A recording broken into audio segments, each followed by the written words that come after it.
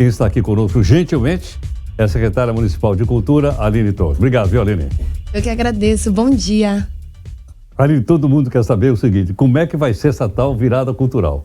A virada cultural do pertencimento, até hein? ensaiando já. Não, é isso aí, ele já está se preparando para almoçar bem cedinho, Exatamente. né? Mas é a virada cultural do pertencimento, Heródoto. Agora, no dia 27 e 28 de maio, a gente tem uma programação estendida na cidade de São Paulo. Então, são 24 horas com uma ocupação gigante na cidade. São mais de 500 atrações espalhadas pela cidade inteira. E a gente está chamando as regiões de arenas. Porque, na verdade, em cada arena, a gente tem dois palcos. Então, acaba virando que nós temos 24 palcos, mais 49 equipamentos da Secretaria da Cultura, com programação. Então, tem biblioteca, casa de cultura, centro cultural, teatro, o nosso teatro municipal no centro. E a gente também tem parcerias, temos os nossos parceiros. Então, o SESC entra na programação 24 horas também. A gente tem o Museu da Favela. Enfim, tem um time enorme que é justamente para a gente conseguir fazer uma ocupação gigante da virada cultural na cidade. Quer dizer, é uma virada cultural mesmo, né? É uma virada cultural mesmo. Porque envolve tantas outras atividades, não é só os cantores. A gente não, vai estar fulano, beltrano e tal. Além deles, vai ter essas outras atividades. Além deles, além dos artistas, né, a parte musical que acaba sendo a mais forte, a gente tem teatro, a gente tem stand-up, a gente tem dança, enfim, tem vários segmentos, a gente tem atividades aéreas acontecendo em alguns cantos também para mostrar performances, a gente tem várias linguagens artísticas acontecendo na cidade inteira. Secretário, eu vi que um dos palcos é aqui no Anhangabaú, bem pertinho aqui da Nova Brasil. Isso é uma forma também da gente retomar culturalmente o centro da cidade? Não, retomar culturalmente o centro da cidade, a economia da cidade. Antigamente, a virada cultural, ela, como disse ontem o prefeito, ela ganhou a maioridade porque ela completou 18 aninhos, né? Mas nas antigas edições, os palcos eram todos na região central.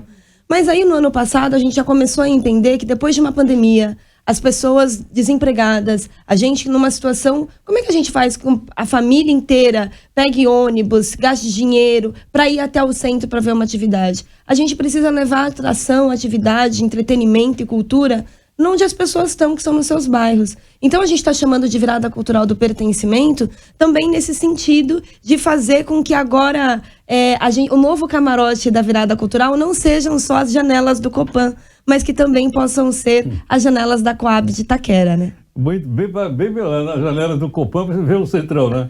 Exatamente. Muito porque bem. tinha palco bem ali na frente, né? E aí agora a gente só tem um palco na região central, que é esse vale expandido, que é o Vale do Anhangabaú, que tem super uma estrutura. E antes que todo mundo me pergunte, e a segurança do centro? Porque já tava anotado eu tenho certeza, Heraldo. A gente tem fazendo alguns testes de modelo de operação de evento.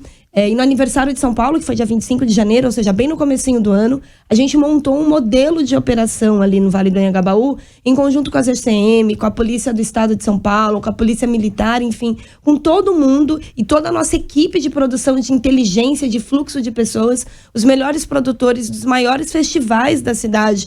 Eles estão dentro da virada e também desse planejamento. E a gente teve uma operação muito tranquila no aniversário de São Paulo e teve um público muito grande. E a gente está replicando isso e está sendo o mesmo modelo que os festivais particulares estão usando ali no Vale do Anhangabaú também. Então, obviamente, que um local com grande aglomeração, eu vou com a minha bolsa cheia de coisa? Não vou com a minha bolsa cheia de coisa. Claro. Vou ficar dando sopa com o celular, Vou enfim. o celular aqui no bolso de trás? Que Não, legal botar aqui não no é? bolso. Acho que não pode, hein, Heródoto? Pois é, então, não pode. Mas às vezes eu vejo aqui no Centrão, pessoal, né, com o celular no bolso de trás. Fala, olha lá. Ah lá, tá dando sorte pra azar. Infelizmente, a gente não pode contar com lugares aglomerados que nada aconteça. Mas a gente está fazendo uma operação muito mais inteligente, entendendo como que tá o momento e o perfil ali, pra gente conseguir dar mais segurança para as pessoas curtirem a festa. Bom, você já teve a experiência do 25 de janeiro e certamente, então, essa experiência vai se repetir agora na virada cultural, né? Exatamente. Quantas pessoas vocês estão esperando? Olha, a cidade tem quanto? Tem 11 milhões de pessoas? Temos 12 milhões de habitantes. 12 milhões? É gente, hein? Não é gente, 12 milhões, gente. Pela madrugada. Só para o prefeito Ricardo Nunes administrar 12 milhões de pessoas. A gente tem uma expectativa de 3 milhões e meio de pessoas, assim, né? Acho que a gente não está mais nesse sentimento de retomada. Isso foi no ano passado. E a gente teve um público muito bom, de 3 milhões de pessoas. A gente tem palcos em lugares, a gente tem 3 palcos onde não teve. A gente está levando um palco para Parelheiros, que é uma região extremo do Zona Sul da cidade. Né? Zona Sul. Exato, bem lá no sul, tanto que o ar lá é mais limpo, mais gostosinho. Só que a gente nunca, é histórico, nunca teve um grande evento na região de Parelheiros. E aí você pense que quem mora em Parelheiros, para conseguir participar de alguma atividade cultural, ela precisa andar 3 horas para conseguir até a região central, para conseguir ver um show. E como é que volta? Então a gente está levando um palco com qualidade, com a mesma técnica, enfim, com a mesma qualidade de programação, de line-up também, para a população de Parelheiros. Agora, já que você tocou no assunto, o transporte público vai funcionar como? O transporte público na região central, metrô, São Bento e Vale do Anhangabaú, eles funcionam 24 horas, então a gente não para. A gente tem algumas alterações de SP Trans, de circuito de ônibus em algumas regiões periféricas, porque alguns dos palcos estão em grandes avenidas, que são avenidas que passam ônibus, então tem uma mudança, mas o transporte funciona tranquilamente, então a gente também não tem problema. Tá, pessoal, então vai ter facilidade de ir e voltar sem problema nenhum. De ir e voltar. Secretária, e vamos falar um pouquinho também da Semana dos Museus. Quantos museus temos aqui em São Paulo? Não tenho nem ideia. Eu nasci nessa cidade aqui, morei aqui, eu sou da Baixada do Glicério, não sei se você conhece. Conheço. Eu nasci lá, me criei lá e tal coisa. Estudei história antes de ser jornalista. Depois me falaram, você está saindo da frigideira para cair no fogo. E eu estou aqui queimando. Mas te pergunto o seguinte, e aí, quantos museus nós temos? A gente tem a sorte da Secretaria de Estado da Cultura, que está com a secretária Marília Marton, que é uma querida, quero mandar um beijo para ela, ser aqui na cidade de São Paulo. Então, acaba que a cidade de São Paulo é muito mais privilegiada de ter muitos museus. Então, a gente tem um circuito do museu, não sei se você conhece, a gente tem um circuito do museu aqui na cidade, que é ali da região da Pinacoteca, na Luz, enfim, que são museus do estado de São Paulo, mas a Secretaria Municipal de Cultura também tem uma rede de museus. A gente tem a Casa da Marquesa de Santos, você conhece? Lógico, claro, eu nasci naquela região, pô. Você nem sabe, mas sabe o que tem ali? Ali era a central de polícia. Não sabia mesmo. E ali do lado era o pronto-socorro municipal. Mas eu não sabia mesmo. E as 2 vezes que eu quebrei a cabeça jogando bola, eu fui costurado lá naquele local. Mas eu posso perguntar quantos anos foi isso? Não. Não, né? Então tá bom. Mas a gente tem sim a Semana de Museus, que é em parceria com a Secretaria de Estado da Cultura, justamente para fazer com que a população ative e reconheça mais os museus, né? Eu acho que tem uma coisa muito bacana nos museus. Eu gosto muito ali do Museu da Marquesa, porque ele fala da história do centro de São Paulo, da história da cidade de São Paulo. Que é para as pessoas reconhecerem o porquê que a cidade é assim hoje. A gente tem que conhecer o seu passado.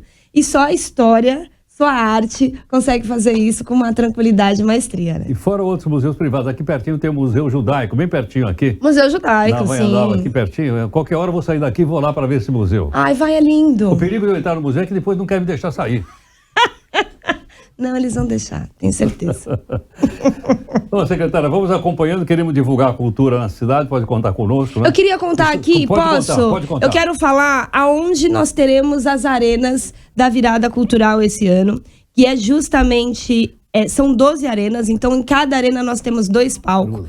A gente tem na Capela do Socorro, na Zona Sul, a gente tem na Brasilândia, na Zona Norte, a gente tem em Butantã, ali na Zona Oeste, Campo Limpo, Cidade Tiradentes, tá 2h30 do centro de São Paulo, de ônibus. Então, a gente tá levando uma programação incrível. Tem artistas super renomados. Ontem a gente fez a coletiva de imprensa ao lado do prefeito Ricardo Nunes para lançar a programação da virada cultural. E a gente teve ali uma amostra do que é esse line-up diverso. Então, a gente tava ali o Thierry, que é um dos compositores mais famosos aqui do momento. A gente teve a Carol Conká, a grande Mamacita, o Supla ali para levantar a bandeira do rock. Ele tava de cabelo branco, o Supla não?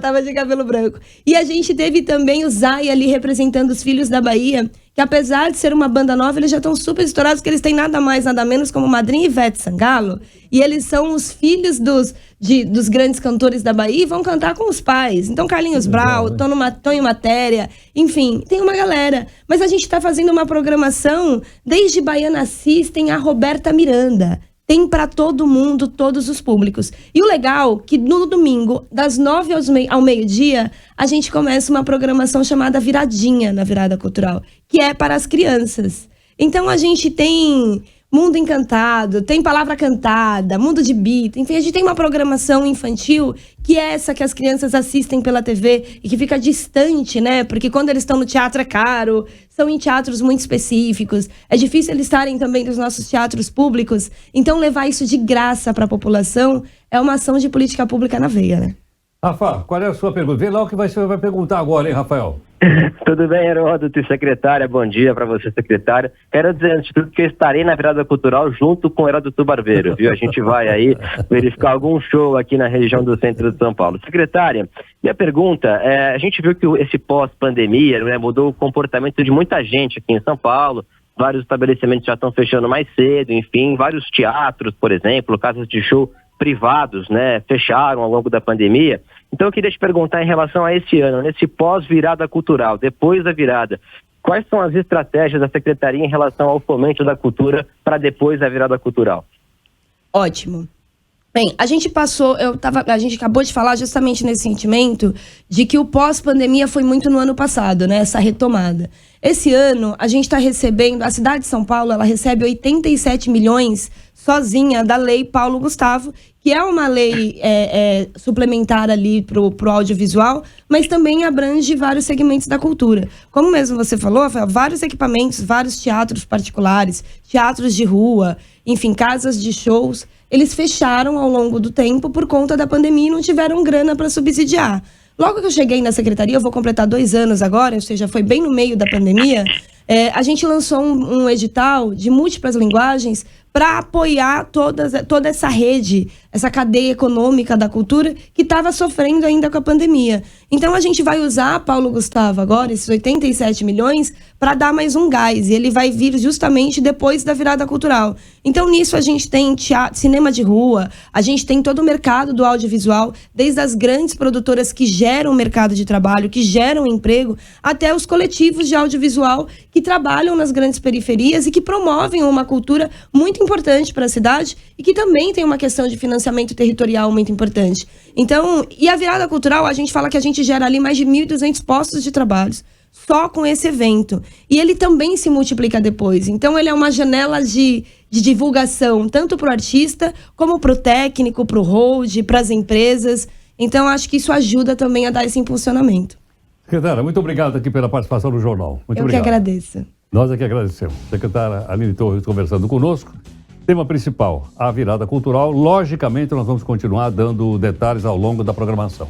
Então, 8h28, a gente vai fazer um rápido intervalo para voltar daqui a pouquinho com a nossa enquete e tudo mais.